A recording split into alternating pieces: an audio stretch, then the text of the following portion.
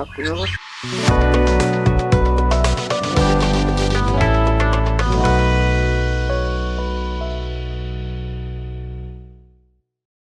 আলাইকুম, শুভ সকাল। দেশ এবং দেশের বাইরে থেকে যে যেখান থেকে আমার এই মোল্লা কাদের ব্লগটি দেখছেন সবাইকে সুস্বাগতম। আজ আমরা আসছি যশোর জেলার মনিরামপুর উপজেলার বিজয়রামপুর গ্রামে। বাপ্পি ভাইয়ের কবুতর খামার কাছে আমরা আসছি। বাপ্পি ভাইয়ের কাছ থেকে আমরা জানবো ওনার কি কি কবুতর আছে, ফেন্সি কবুতর না দেশি কবুতর না বুনো কবুতর, কোন জাতীয় কবুতর আছে আমরা সেটা বাপ্পি ভাইয়ের কাছ থেকে জানবো। তিনি কি কি খাওয়ান, বাচ্চা কেমন দেয়, অসুখ বিসুখ হলে কি করেন, সমস্ত বিষয় আমরা বাপ্পি ভাইয়ের কাছ থেকে জানবো। তিনি কখন কিভাবে কবুতরগুলোকে খাওয়ান, কোথায় বিক্রি করেন, কিভাবে কি করেন, সমস্ত বিষয় আমরা খুঁটিনাটি সব বিষয় তার কাছ থেকে, খামারের কাছ থেকে জানবো। আমাদের পুরো প্রতিবেদনের সঙ্গে থাকবেন। নমস্কার বাপ্পি ভাই, কেমন আছেন? ভালো আছে। তা আপনার এই কবুতর কতগুলা কবুতর আছে? প্রায় 70-80 পিস কবুতর আছে বর্তমানে। মানে আপনি কত পিস দিয়ে শুরু করছিলেন? আমি মাত্র 6 পিস থেকে শুরু করছি। তা এখান থেকে কি আপনি বিক্রি করেন নাকি রেখে দিয়েছেন সব?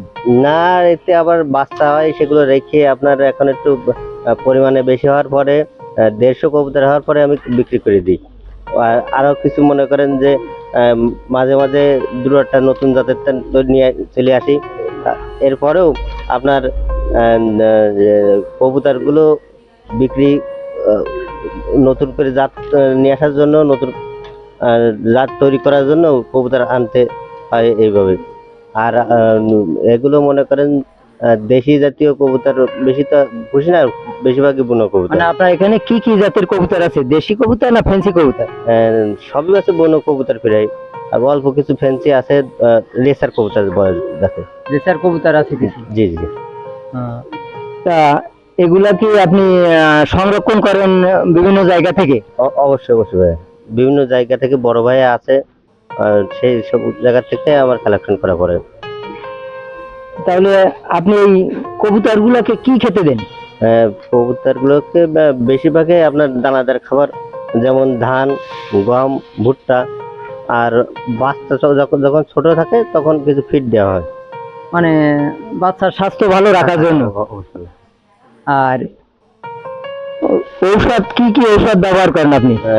আপনার বেশিরভাগই ঔষধ ব্যবহার করা পড়ে না, তারপরেও আপনার ঠান্ডার জন্য পিপ্লাক্স ভেট, আপনার মাঝে মধ্যে রেনামাইসিন, নাফা, এই জাতীয় ওষুধ বেশি দেওয়া পড়ে। এই জাতীয় ওষুধগুলা ব্যবহার করেন। আর ভিটামিন জাতীয় কি খাবারগুলা দেন? ভিটামিনের মধ্যে আপনার রেনা WX মাঝে মাঝে দেওয়া হয় ভিটামিন কোর্স করানোর জন্য, আর কৃমি কোর্স তো আপনার করাতেই হয়। এইভাবে মানে ওষুধগুলো দেওয়া হয়। আপনার এই খামারে কি কখনো অসুস্থ হয়েছে কবুতর? হ্যাঁ, অবশ্যই হয়েছে ভাইয়া। এগুলো মনে করেন ভাইরাস জনিত রোগ আসলে বেশি সমস্যা হয়, সেটা হচ্ছে রানীক্ষেত। রানীক্ষেতে কি আপনার কখনো আক্রান্ত হয়েছে? হ্যাঁ, অবশ্যই হয়েছে, আর প্রায় খামার ধ্বংস হওয়ার পথে। তবে আমাদের ওই ঔষধ, পশু হাসপাতালে গেলে ওষুধ দিলে এগুলো ঠিক হয়ে যায়। তাহলে আপনার রানীক্ষেত লাগার পরে আপনি পশু হসপিটাল থেকে ডাক্তারের পরামর্শ নেওয়ার পরবর্তীতে এটা সেরে যায়? জি জি জি ভাই।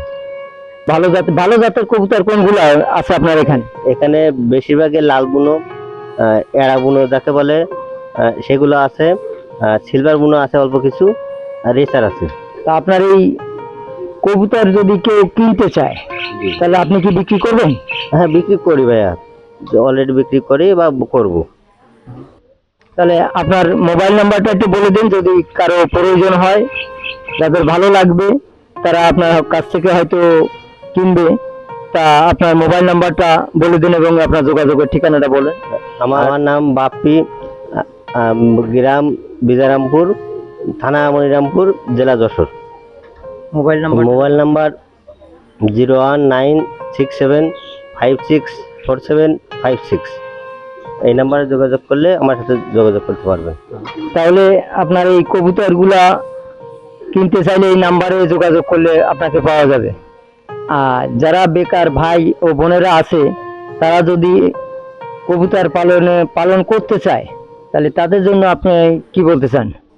তাদের জন্য বলতে চাই যে তারা যেন দেশীয় জাতীয় দিয়ে শুরু করে, মানে দেশি কবুতর দিয়ে আগে শুরু। দেশি কবুতর দিয়ে শুরু করে, অল্প অল্প কিছু দিয়ে অভিজ্ঞতা অর্জন করে তারপরে যেন বড় আকারে খামার করতে যায়।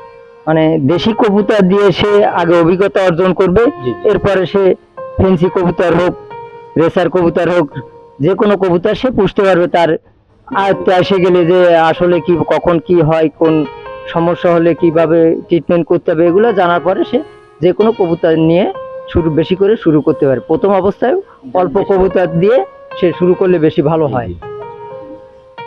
আমরা বাপ্পি ভাইয়ের কাছ থেকে অনেক গুরুত্বপূর্ণ কথা শুনলাম।